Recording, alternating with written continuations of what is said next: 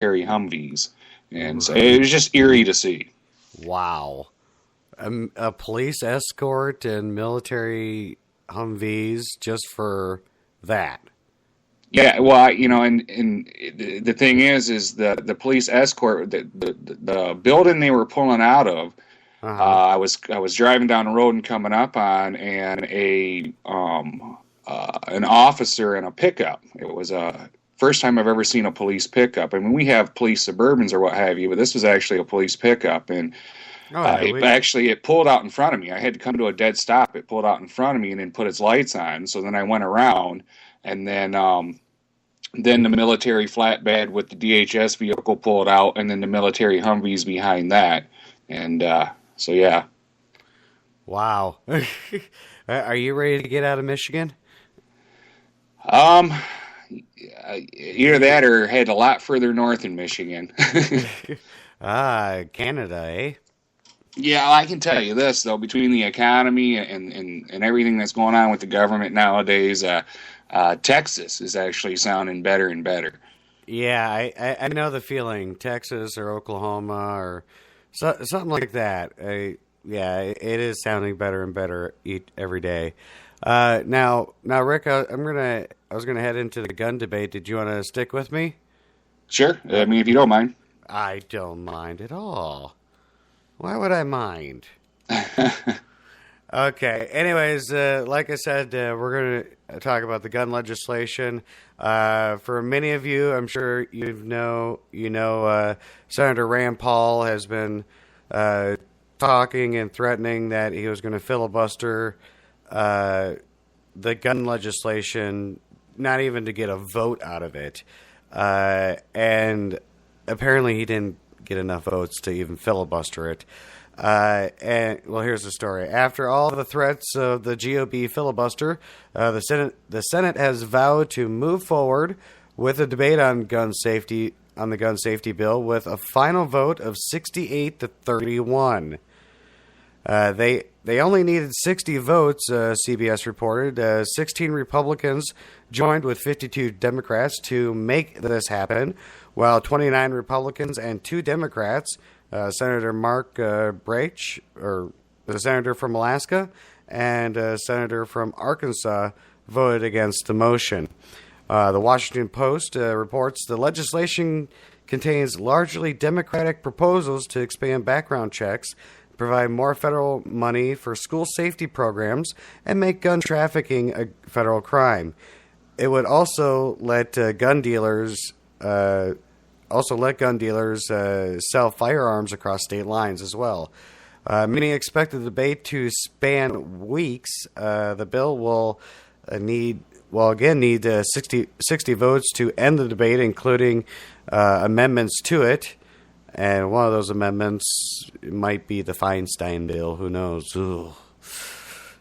Every time I just say her name, just gives you the heebie-jeebies.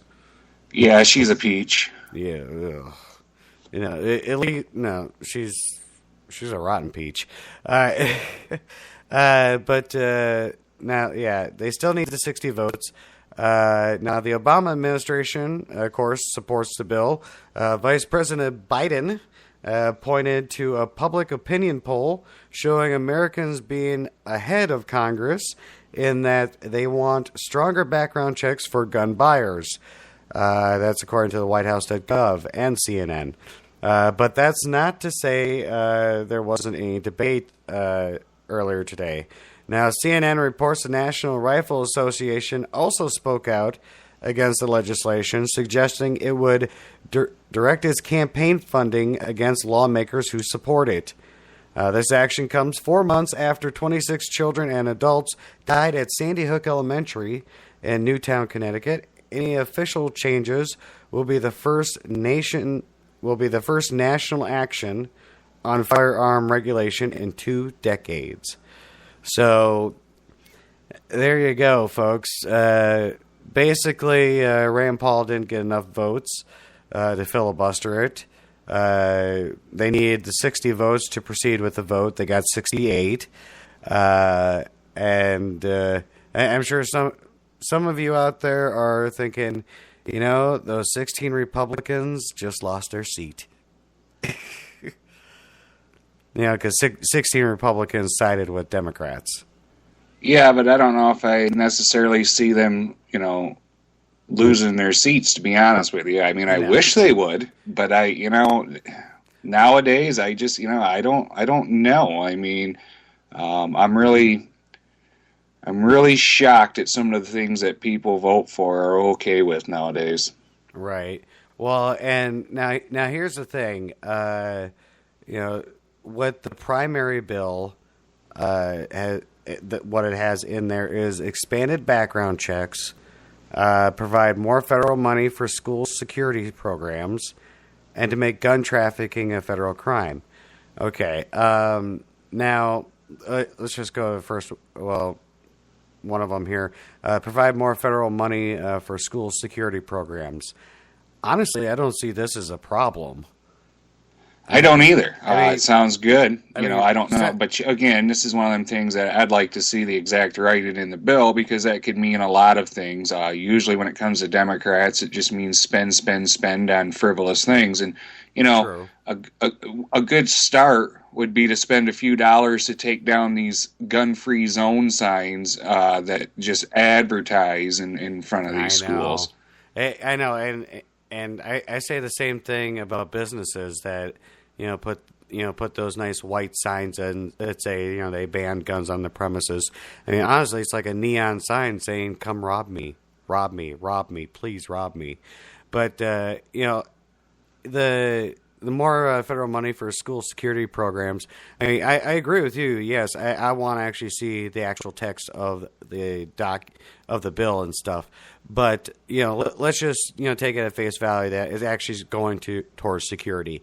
Now, ever since the Sandy Hook Elementary school shooting, I've been saying that this is not about guns. This is about school safety. Because it wasn't gun legislation that brought Adam Lanza into Sandy Hook and shoot and kill 26 people, 20 of them being children. It wasn't gun legislation that did that. In fact, he actually tried to get a firearm and was denied because of the gun laws. He was actually denied, and it basically it boils down to his mother didn't keep her guns in a safe place, and 26 people died because of that. Yeah, it boils down to, his mother didn't have the guns in a safe place, but it also boils down to this. If a criminal is hell-bent on doing something, they're going to find a way to do it. So, they're criminals. So right. By definition, they don't follow the law. So, exactly. If he's going to get shot down by trying to do it legally, then he's going to find another way to do it. And most crooks find another way to do it. Exactly. Now with that being in mind, one would think, okay, if you can't stop the criminals, at least make it harder as hell for them to do it. So you beef up security in schools. Now, some people say, well, you're going to turn our schools into prisons. Well, to some students, they already think school's a prison. So, right. It's not too far from the truth. But, I'm not saying to put bars on the windows or anything like that. But, I'm saying, every school should have a certain entry procedure or system. One of them in Pennsylvania that I actually heard, one of my good friends, Big Tiny here on Spreaker, told me about it. And I think it's the greatest entry system, and I think every school should do this, and I don't know why they don't. But basically, let me just describe it to you. It's a 2-door entry system. You have the outside door, and then you have a little space, and then you have the inside door. Now, the inside doors are all locked, and within that space, it's heated, so you can bring students in there if you want, if they're waiting and it's cold outside or whatever. But for the person actually going in there, there's a camera, there's an intercom, and, the person says, who they are, who they're there to pick up, and they sit and wait. And then a school official, usually the principal, goes, gets the child, and then comes to the inside doors. And the school official will ask the child, okay, who is this person? And if the child says, oh, well, that's my dad or that's my grandpa. And, they'll ask, okay, who are you? And they'll say, my grandpa. Okay, it matches up. And they open the door and let the child go. Why not? That is, it's a little bit more time consuming, especially for if, parents are late for an appointment and they just, need to get going. But, I think convenience and can be sacrificed here for safety, don't you think? Yeah, and it's too bad that nowadays we actually have to go that far, but, it is what it is, and it's not a bad idea, and this notion of, this crap that people saying, oh, you're going to turn our schools into prison, it's just such a BS notion in my book, because we're not talking about having an armed guard in there to keep the children in at gunpoint. We're talking about that if something tragic were to happen, they have a means to protect the children. So, Right. using this argument, oh, you're going to turn our schools into prisons by doing this, to me is just a bunch of BS. Right. Now, I remember when I was going through school, the big thing was gangs. Gang violence, and big cities like LA, Chicago, New York, place metal detectors in the entranceways, and students were wanded, searched and frisked and stuff like that. That was the stuff that that I dealt with in my schools. I was a small town America, so it wasn't that bad. I mean, we call them wannabe gangs. Okay, they commit petty crimes or whatever, but nothing on the order of like murder or rape or anything like that. Just small piddly stuff.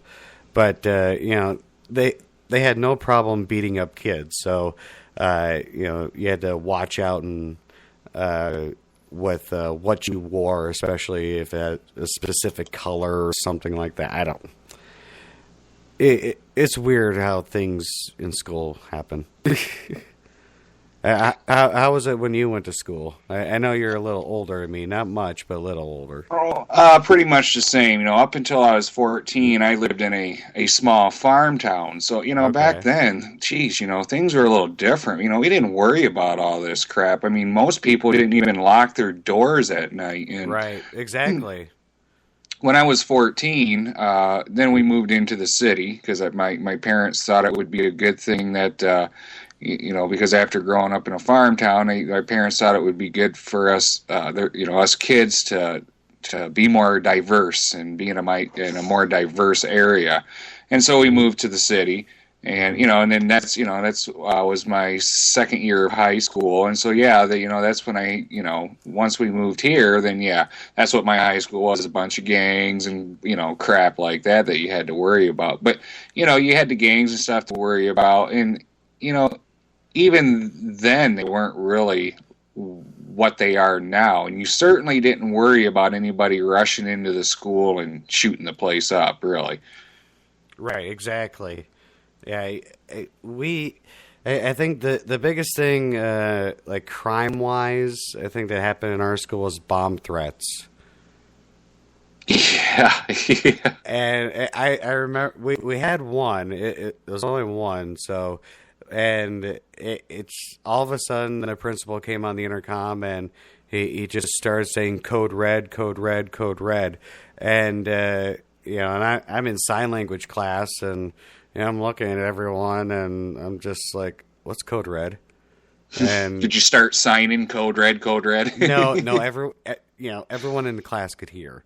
But no, and and people are asking me what's code red, and it's like, a type of Mountain Dew drink, as far as I'm concerned. I don't know.